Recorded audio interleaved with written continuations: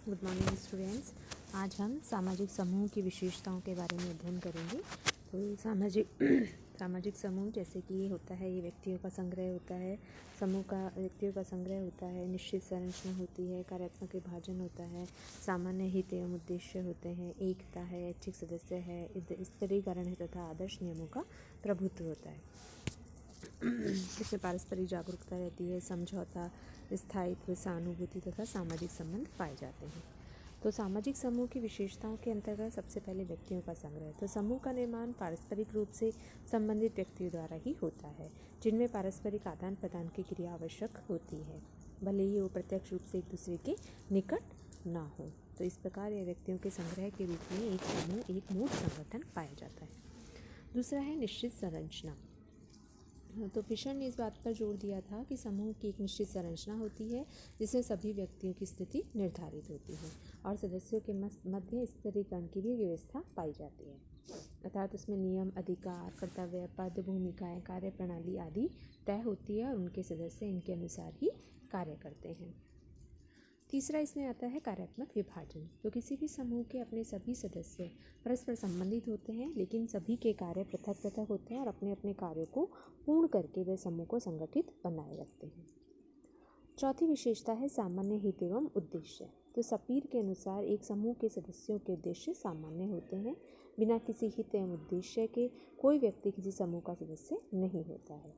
तो समूह के सदस्य की रुचि एवं हित समान होते हैं और वे एक ही स्वार्थ से प्रेरित होते हैं, यानी उनके मध्य एक ही उद्देश्य पाया जाता है। नेक्स्ट हम बात करते हैं ऐच्छिक सदस्यता की। इससे पहले हम बात करते हैं एकता। तो समूह के सदस्यों में एक एकता की भावना पाई जाती है, तभी एक समूह के सदस्य बने रहते हैं। उनमें हम की भावना, सहकार की भावना होती है, इसी से परस्पर सहायता करते हैं। ऐच्छिक सदस्यता, व्यक्ति सामाजिक प्राणी होने के कारण किसी न किसी रूप से संबद्ध रहता है। सदस्य दो प्रकार की होती है, अनिवार्य एवं ऐच्छिक। तो व्यक्ति लेकिन किस समूह की सदस्यता ग्रहण करेगा, यह उसकी रुचि, इच्छा एवं योग्यता पर निर्भर है। किन समूह की सदस्यता स्वीकारेगा, यह भी उसकी इच्छा पर निर्भर है। व्यक्ति अपने लक्ष्यों के अनुसार विभिन्न समूह की सदस्यता को स्वीकार कर सकता है। नेक्स्ट हम बात करते हैं स्तरीकरण। तो एक समूह के सदस्य समान पदों पर नहीं होते हैं, वरन उनकी प्रस्तुति एवं भूमिकाएं अलग अलग होती हैं। जैसे महाविद्यालय में एक शिक्षक एक समूह के सदस्य होते हुए भी पदों की उच्चता एवं निम्नता के कारण उसमें स्तरीकरण अवश्य पाया जाता है। फिर है आदर्श नियमों का प्रभुत्व। तो प्रत्येक समूह के कुछ आदर्श मानक होते हैं, जिसके अनुसार उस समूह के सदस्यों के व्यवहारों को निश्चित किया जाता है। प्रत्येक सदस्यों को उन नियमों को मानना ही होता है। ये आदर्श नियम भिन्न भिन्न समूह में भिन्न भिन्न होते हैं, लेकिन सभी सदस्यों के व्यवहार समान नियमों द्वारा ही नियंत्रित किए जाते हैं, जिससे समूह की संगठन सुदृढ़ रहता है। और फिर है पारस्परिक जागरूकता। समूह के सदस्य एक दूसरे के प्रति सजग रहते हैं। जैसे मैकाइवर व पेज का मानना था कि सामाजिक समूह के कारण ही समूह बनते हैं। सामाजिक संबंधों का आधार पारस्परिक जागरूकता और परस्पर सहयोग की भावना है। इसके अभाव में समूह की स्थिरता कम हो जाती है। इसी प्रकार पारस्परिक जागरूकता के कारण ही एक समूह के सदस्यों में परस्पर सहयोग एवं सहानुभूति की भावनाएं पाई जाती है। नेक्स्ट हम बात करते हैं समझौता। समझौता की बात करते हैं। तो किसी भी समूह का अस्तित्व तभी बना रहता है जब उनके सदस्यों के मध्य परस्पर निष्ठा की भावना पाई जाती हो। समूह के नियम एवं उद्देश्यों के प्रति समान रूप से जब तक कि समझौता ना हो, तब तक उसमें समान कार्य करने की इच्छा नहीं पाई जाती। यह विशेषता समूह की शक्ति में वृद्धि करती है और उसे स्थायित्व प्रदान करती है। नेक्स्ट बात करते हैं हम स्थायित्व की। तो समूह के सदस्यों के उद्देश्य जब समान होते हैं, तभी समूह में स्थायित्व आता है, क्योंकि उन उद्देश्यों की पूर्ति सभी मिलकर करते हैं। यदि समूह में अस्थिरता होगी तो कोई उद्देश्य पूर्ण नहीं हो सकता है।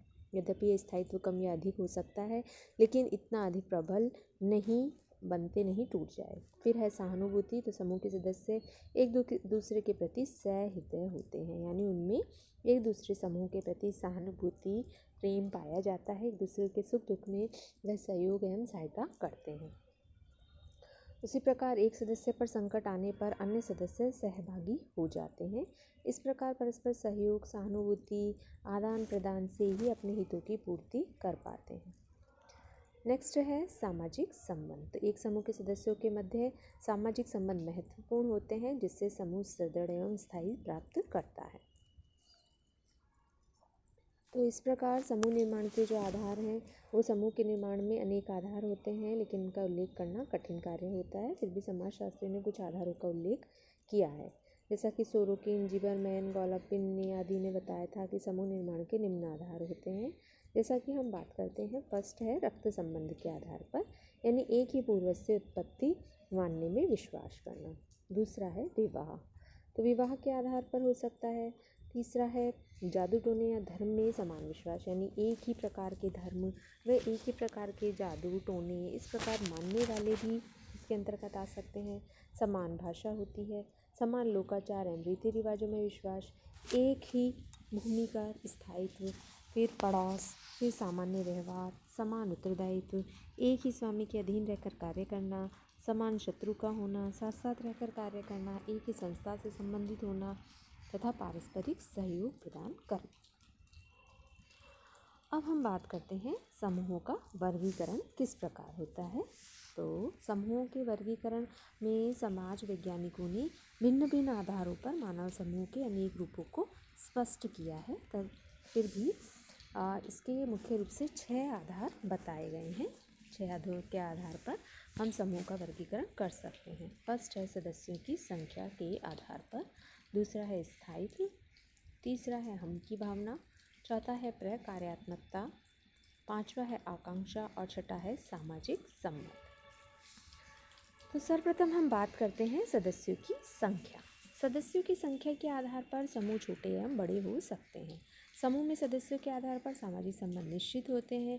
छोटे समूह में अंतःक्रिया अधिक होती है, किंतु उनमें संबंध अधिक व्यवस्थित एवं घनिष्ठ होते हैं। इसके अंतर्गत सीमेल, जॉनसन या होमन्स ने छोटे समूहों को समाज का आधार माना है।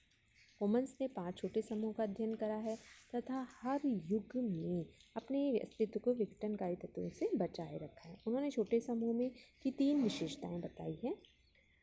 इनके सदस्यों में सक्रियता अधिक पाई जाती है, अंतःक्रिया का प्रतिमान सुदृढ़ होता है एवं वे भावना प्रधान होते हैं। सदस्यों की संख्या के आधार पर कुछ बड़े समूह होते हैं, जैसा कि मैकाइवर या पेज ने राष्ट्र एवं प्रांत जैसे समूह का उल्लेख करा था। मर्टन समूह नहीं मानती क्योंकि इनमें हम की भावना होते हुए भी अंतःक्रिया नहीं होती है। उसी प्रकार मैकाइवर व पेज ने सामाजिक समूह को 3 भागों में विभाजित किया है, जैसे क्षेत्रीय समूह जिनमें व्यक्ति के हित व्यापक होते हैं, उन सभी के व्यक्ति निश्चित क्षेत्र में अपना जीवन व्यतीत करते हैं, जैसे नगर, राष्ट्र, गाँव। इसी प्रकार दूसरी श्रेणी में वे समूह होते हैं जो अपने हितों के प्रति जागरूक होते हैं, लेकिन इनका संगठन अनिश्चित प्रकृति का होता है, जैसे शरणार्थी समूह, प्रजातीय समूह। तीसरी श्रेणी में वे समूह आते हैं जो अपने हितों के प्रति सचेष्ट होने के साथ साथ संगठित भी होते हैं। इनकी सदस्यता सीमित होती है, जैसा कि परिवार। तो इस प्रकार दूसरा हम बात करते हैं स्थायित्व के बारे में। स्थायित्व की यदि हम बात करते हैं तो इस आधार पर समूह को हमने 2 भागों में विभाजित किया है, स्थायी समूह तथा अस्थायी समूह। तो जो स्थायी समूह होते हैं वो सार्वभौमिक होते हैं, जैसे परिवार हो गया, शिक्षण संस्थान आदि ये व्यवस्थित होते हैं। दूसरी ओर अस्थायी समूह होते हैं जो कुछ समय के लिए ही बनते हैं, ये अव्यवस्थित होते हैं, जैसे भीड़ व श्रोता समूह। वोटोमोर ने स्थायी व अस्थायी समूह के बीच में एक आभासीय अर्ध समूह का भी उल्लेख किया था। अर्ध समूह वे समूह होते हैं जिनमें संरचना एवं संगठन का अभाव होता है। समूह के सदस्यों में समूह के प्रति जागरूकता कम होती है। इनमें आयु, लिंग समूह, जाति, वर्ग आदि को लिया जा सकता है।